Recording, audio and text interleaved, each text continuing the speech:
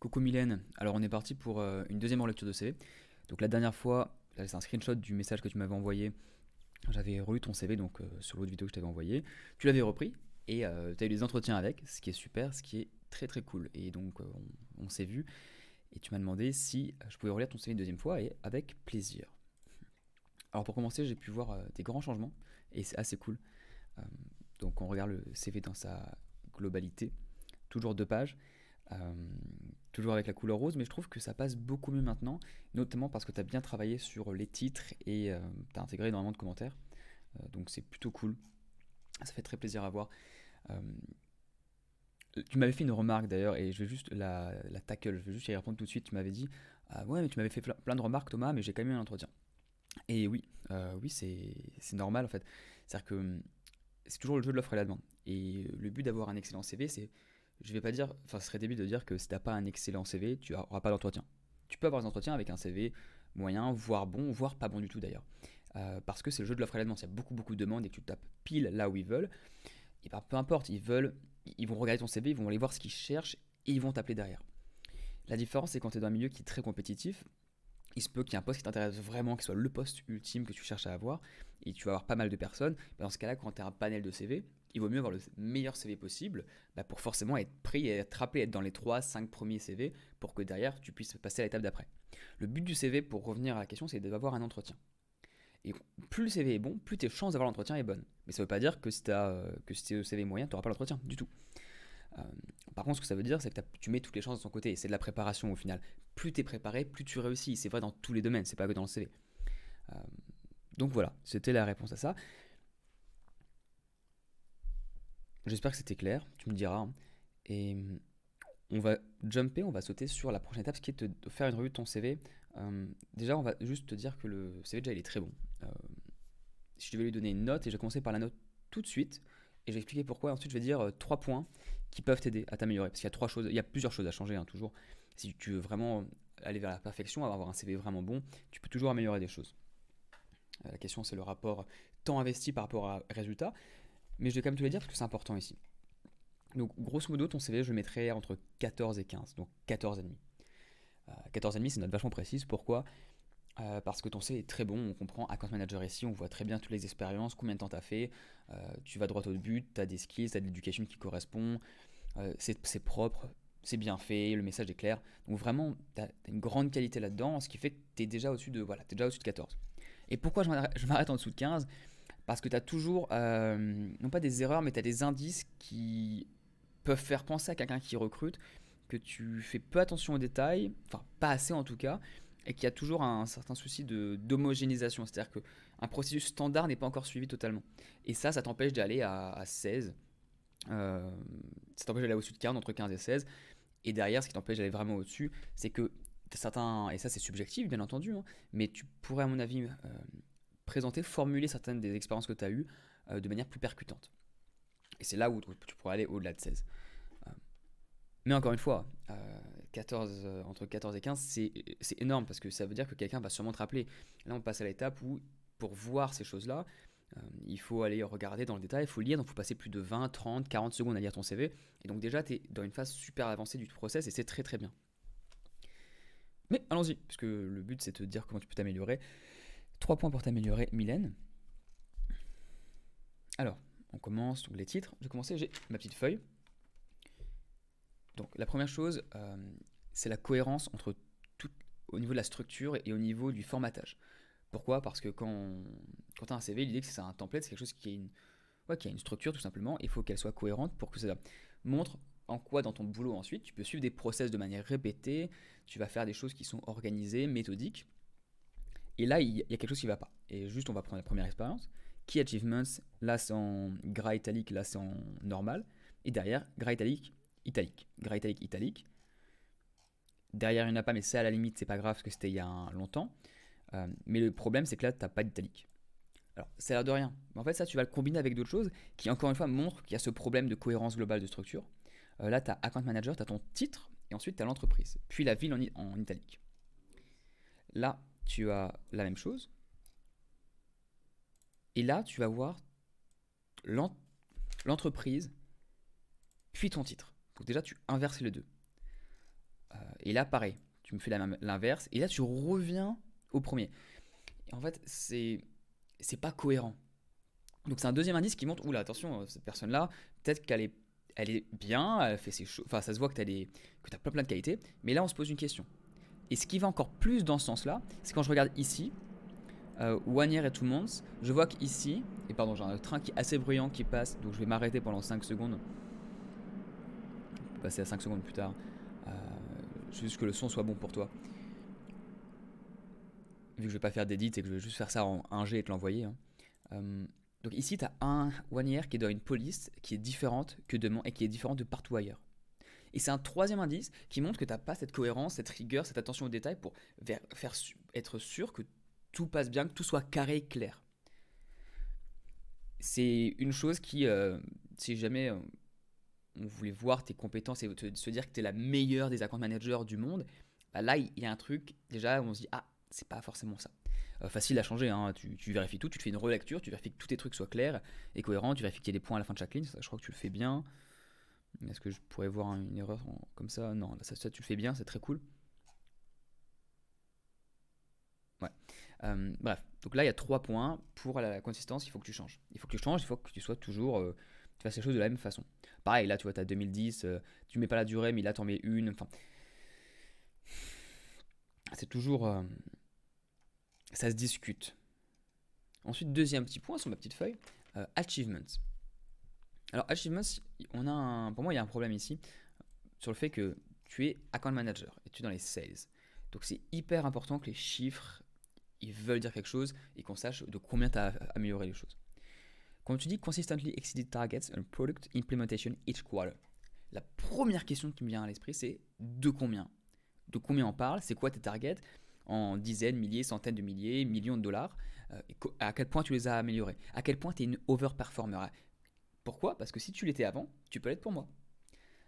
Derrière, Key Achievements, Develop Incentive Travel Business. Alors je ne comprends pas ce que ça veut dire. C'est peut-être moi, je suis peut-être pas dans le milieu, un peu quand même, parce que c'est ce que je fais en tant qu'analyste, mais je ne comprends pas ce que tu veux dire par là. Combien, pour combien de personnes, c'est 4 mots mis ensemble, j'arrive pas à voir comment toi tu pourrais m'aider à faire ça. C'est un nouveau plan d'incentive, il n'y en avait pas avant, tu en as fait un. Est-ce que c'est from scratch ou est-ce que tu veux dire que tu l'as rebuild? Est-ce que tu veux dire que tu l'as implémenté? On comprend, on n'est pas sûr.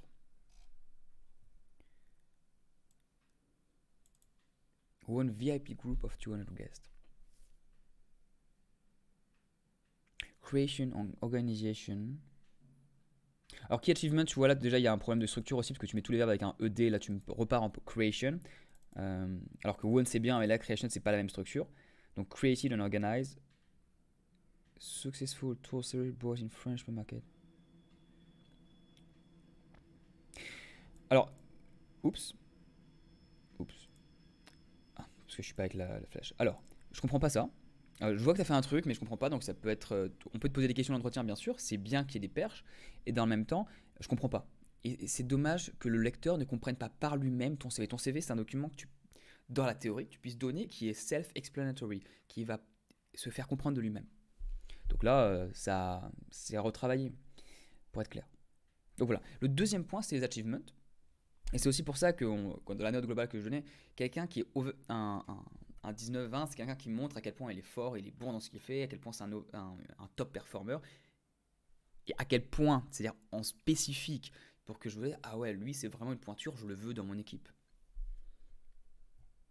Là on sait que tu as fait des choses, mais on ne sait pas exactement quoi, on ne comprend pas. Alors, troisième chose, les phrases en fait. Il y a pas mal de choses à mon avis qui peuvent gagner à être travaillées, à être reformulées, à être mises en avant de façon différente, pour être plus percutantes, pour avoir plus d'impact, mais surtout être plus rapidement comprises par le lecteur. Qu'est-ce que je veux dire par là? Alors j'ai mis 2 trucs. Alors là en termes de wording, dès le départ en fait, tu mets Mylène, account manager, a proactive professional with over. De manière générale, je recommande de ne pas mettre de mots génériques. Là, tu es account manager. Parce que a proactive professional with over 8 years of experience in the travel industry, tu as des centaines de personnes qui pourraient dire ça. C'est-à-dire que n'importe qui, même une secrétaire, dans le milieu de l'industrie, ou une vendeuse qui est dans les centres, pourrait dire « Je suis une proactive professional avec 8 ans d'expérience ». Pour peu qu'elle ait l'expérience.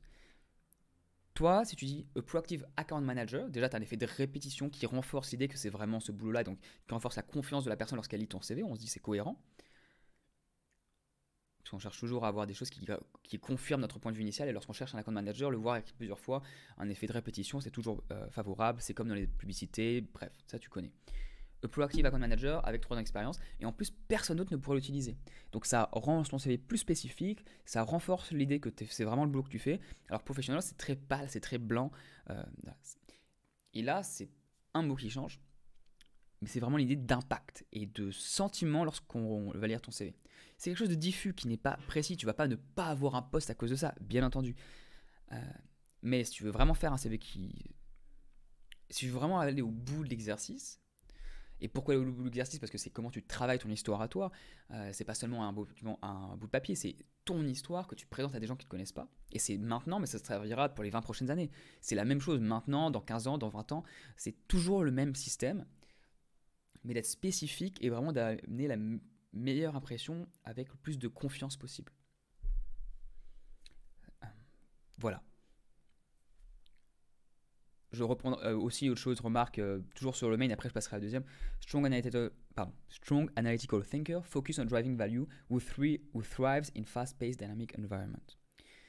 Je ne suis pas sûr que ce soit grammaticalement correct ici, parce que le verbe, parce que c'est avec focusing on, parce qu'après tu as un verbe avec le troisième personne. Donc je pense que là il y a une faute de grammaire.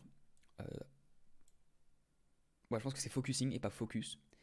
Donc à voir. Et tu vois, c'est ce genre de choses qui fait que tu peux pas avoir un... C'est pas grave, c'est pas éliminatoire, même si plusieurs fautes de français comme ça dépend ce que tu veux faire comme poste, mais pour toi ça devrait aller, parce que le but c'est de vendre et de gérer des accounts, c'est pas de pas faire une faute une fois de temps en temps. Mais sur ton CV, c'est les 3 premières lignes, tu es censé les avoir lues et être sûr qu'elles soient au taquet. Donc voilà, si on cherche quelqu'un qui est incroyable, bah déjà ça, tu vois, ça se rajoute à d'autres choses qui font qu'on se dit ah ouais, il y a peut-être des choses qui vont pas. Et la dernière, ça c'est plus sur un exemple, je l'ai vu, hein, j'ai pas lu tout en détail, mais j'ai piqué quelque chose qui était assez clair, enfin assez significative, symbolique. C'est ça qui compte, c'est que je vais pas tout refaire ton CV parce que ça doit le faire et que j'ai pas le temps de le faire, et qu'en plus quand je refais des CV avec des personnes, déjà moi c'est pas le truc que je préfère faire, et puis donc vu que je préfère pas le faire, je le fais à un taux horaire qui est assez grand, et donc voilà, je vais pas faire ça maintenant, c'est pas le but. Mais venons sur cet exemple précis. Monitor the sales figures and statistics on Excel to evaluate the performance on a monthly basis.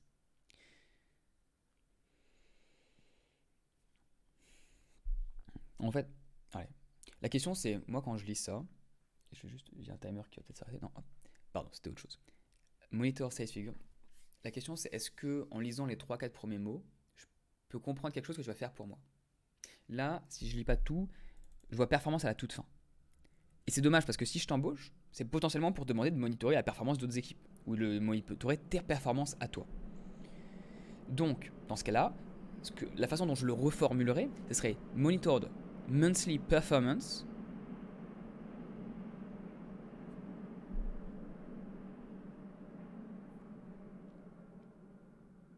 Alors, je le réfléchissais en même temps parce qu'en fait, je vais supprimer plein de mots. Déjà, monitored sales performance, ça veut quasiment... Donc, to evaluate the blabla on a monthly basis, tout ça, ça part. Donc, je jette 7 mots, j'en garde que 3. Et après, je mettrai 2 points, sales et statistiques. Statistiques, ça veut rien dire. C'est quoi les statistiques? Ça fait là, tu as une opportunité de mettre un élément en plus qui rajoute un élément, pas un élément, mais une capacité ou une compétence que tu as acquise. C'était quoi les statistiques? C'est ta variance, c'est ta saisonnalité, c'est ton taux d'échec ou ton taux de réussite. C'est pas là, c'était pas une attaque du tout, hein. C'était plus, je réfléchissais à toutes les statistiques que tu peux avoir. Ça va être ton taux de rebound, ça peut être ton taux de nouveaux clients, ton taux d'offres spéciales, etc., etc. Pourquoi? Parce que plus tu es spécifique, plus tu donnes des éléments pour la personne qui veut t'embaucher en disant « Ah ouais, moi je veux qu'elle fasse ça, elle a fait, boum, c'est bon, je coche la case, c'est une personne qui peut faire ça. » Si elle coche la case, elle a plus à te poser la question. Et après, un CV qui est vraiment ouf, c'est que tu arrives en entretien et les personnes, ils te posent même pas des questions sur ce que tu as fait, ils te posent juste des questions sur, c'est des questions de fit, donc behavioral question, comment tu te comportes dans telle situation, etc., etc. C'est vraiment ça un CV qui envoie du lourd. Et c'est cool. Enfin, je me souviens, la petite anecdote perso, mais le dernier entretien que j'avais fait avec Boral pour mon job, bah, c'était ça. Je suis arrivé, le directeur, il a vu mon CV, il a tout compris. Il a fait bon, j'ai vu ton CV, j'ai vu ta présentation. Tu veux bosser, on a déjà faire un tour des bureaux, bah viens, je vais te montrer, est-ce que tu as des questions? Et on a passé 1 heure à parler. Et pendant 1 heure, c'est 45 minutes où je lui posais des questions sur la boîte, sur l'organisation de l'équipe, etc. Et lui, il était déjà convaincu. Ce qui est assez cool. C'est vraiment top d'arriver à ce point-là. Et je dis pas que c'est nécessaire, je dis pas que tu n'auras pas de boulot sans ça, mais là c'est un exemple. Et pour revenir sur ton cas, monitor monthly performance, sales, et après new clients, blablabla, ratio, enfin peu importe, mais tu le formules pas mal parce que tu connais les éléments de ton métier, donc tu le formules bien. Et tu peux mettre entre parenthèses Excel, et puis à dégager. Ça fait juste une ligne, tu gagnes une ligne sur ton CV, et c'est plus clair, et tu as plus d'éléments spécifiques qui donnent envie de t'embaucher toi. Parce que on se dit, si elle l'a fait avant, elle peut le faire avec moi. Et voilà, on arrive à la fin de ma liste. Donc Mylène, j'espère que ça t'a été utile. J'espère que c'était assez clair. Il y a d'autres choses que je pourrais dire. Ouais, il y a d'autres choses. Par exemple, là, il n'y a pas de majuscule, alors qu'ici, il y en a. Enfin, il y a plein de trucs comme ça. Mais je pense que pour l'important, pour que ton CV, tu puisses l'améliorer, que tu puisses passer au niveau d'au-dessus, donc comme je t'ai dit, de 14,5 grosso modo à 16, voire 16,5, voire plus, c'est là par quoi tu commences. Et je pense que tu l'as compris. Enfin, je pense qu'à la fin de cette deuxième vidéo, tu commences à comprendre. J'ai passé 20 minutes ou 10 minutes la dernière fois à regarder ton CV, à t'en parler. Là, c'est la même chose. J'ai dû parler au moins pendant 16 minutes. Si tu me donnes un CV et que tu veux que je t'en parle, je peux t'en parler pendant 20-30 minutes minimum sur le meilleur des CV. Et sinon, on peut faire 2, 3, 4, 5 heures dessus. Parce que c'est hyper intéressant, qu'il y a plein de choses, il y a plein de significations derrière. Mais je vais pas faire ça parce que c'est pas utile pour toi. Et le but, c'est de monter étape par étape. D'où le fait que j'ai donné 3 commentaires principaux la dernière fois. Normalement, c'est comme ça que je fonctionne maintenant. Là, j'en donne 3 à nouveau. C'est des axes d'amélioration. Tu les travailles et après, on voit. Je pense que tu m'as dit que tu étais déjà pas mal avancé dans tes, pardon, dans tes nouveaux process. Donc, je te souhaite le meilleur pour ça. J'espère que tu vas réussir. Tu le mérites. Et écoute, on se parle bientôt. Salut Mylène.